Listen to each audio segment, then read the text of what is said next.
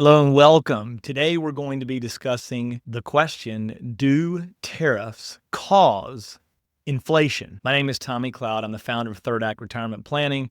As a financial advisor since 2000, I've helped investors all over the country responsibly steward their newfound wealth. So to understand tariffs and inflation, first let's quickly define tariffs. Tariffs are taxes placed on imported goods, typically to protect domestic businesses and industries. Inflation, meanwhile, is just when prices across the economy rise, meaning your money doesn't stretch as far as it used to. Now, for me, the bigger concern with inflation is always the M2 money supply. To me, that's the one that we need to really be concerned about. We saw that increase during COVID at a $9 trillion clip, and that's absolutely remarkable.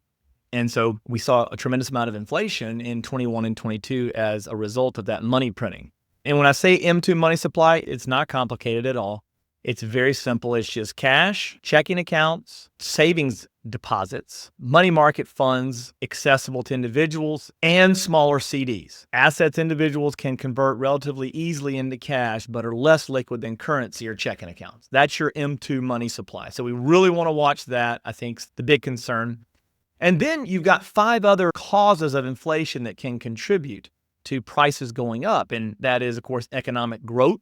We saw that in the 70s when the baby boomers were coming out of college. We had tremendous inflation as the baby boomers were getting jobs and increasing the gross domestic product at an unprecedented rate. We had when unemployment is low, again, that's going to put upward pressure on prices and wages. When it's hard to hire people and find people, you got to raise what you're paying them to get competitive employees or to even find them sometimes. Supply chain issues, that's always going to be an issue. And tariffs can be related to supply chain. That can lead to shortages and higher prices.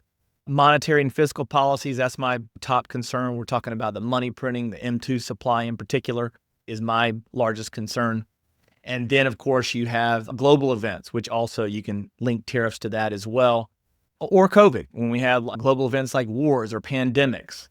And we've already seen that have significant impact on inflation. Every time we've had war, we print money at an unusual accelerated rate above and beyond. So now that we talked about what inflation is, there's other causes of inflation. Let's jump right into how tariffs can lead to inflation. When tariffs increase the cost of imported goods, businesses often pass those costs right on to us, the consumer, and that leads to higher prices. Now, let's say, for example, there's tariffs on steel and aluminum. This may increase costs for companies that make cars, appliances, or construction materials. So eventually this can lead to higher everyday prices for me and for you. The other thing I want to talk about it is, though, according to Trump, these tariffs are producing $2 billion a day in revenue for the U.S. government. And that equates to about $730 billion a year. The U.S. government's only taking in $4.9 trillion in taxes per year.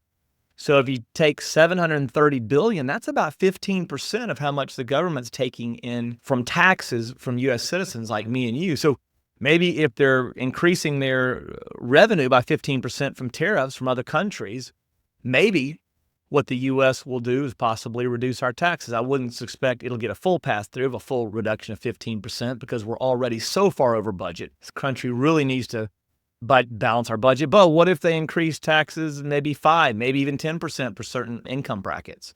That would be a break that we would experience versus the impossible price increases that would happen from goods that would come in that we're purchasing. So keep that in mind. And we don't have to purchase everything we make. Also, we can spend it. So certainly taxes are something we can't avoid, right?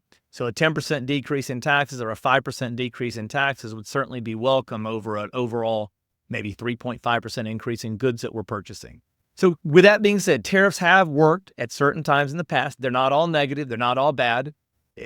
Sometimes they've been beneficial. For example, in the early history of our country, tariffs help protect young American industries, enabling them to grow and flourish, particularly the tariff of the 1860s. They were for American manufacturers to protect our country and our new startups from cheaper British imports. And this happened after the War of 1812, and this allowed domestic industries to stabilize, expand, and arguably most importantly, create jobs. All these jobs that have been lost in the federal government has been good overall to shrink government. That's what of course, we want a strong military. There's things that we want the government to do. We want the government to levy taxes, impose laws, and enforce those laws. And there's many great things that the government does, but there's also things that became superfluous over 200 years that we cut down, and now these people are out of work. So what if we bring manufacturing back to America and these people went into manufacturing for all the new jobs? So that would end up being a net positive. Why all this matters to you as someone who might have recently received a large sum of wealth, or maybe you already have a large sum of wealth, inflation can affect your retirement planning, charitable giving, and investments. And so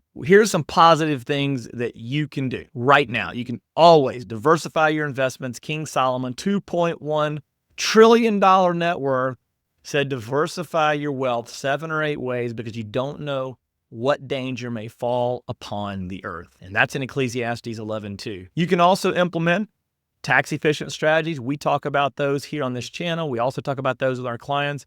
And we also talk about those in our free phone calls with you guys all over the country. We'll talk about these. So you can do that.